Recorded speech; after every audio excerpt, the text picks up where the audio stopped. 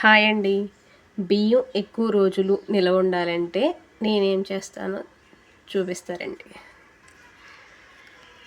బియ్యంలో ముక్క పురుగులు పట్టకుండా ఉండాలంటే బియ్యపు డబ్బాలో ఎండుమిర్చి ఎరగదీసేస్తానండి.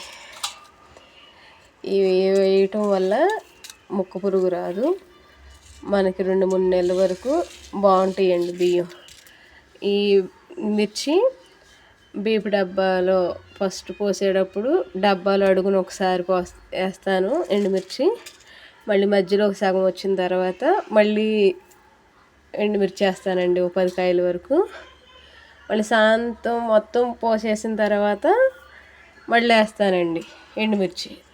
ఘాటు కాయలు చూసి వేసుకుంటానండి. ఈ ఘాటు వల్ల మనకి ఎక్కువ రోజులు నిలవ ఉంటాయండి బియ్యం. ముక్క పురుగు పట్టదు, బియ్యం బాగుంటాయి.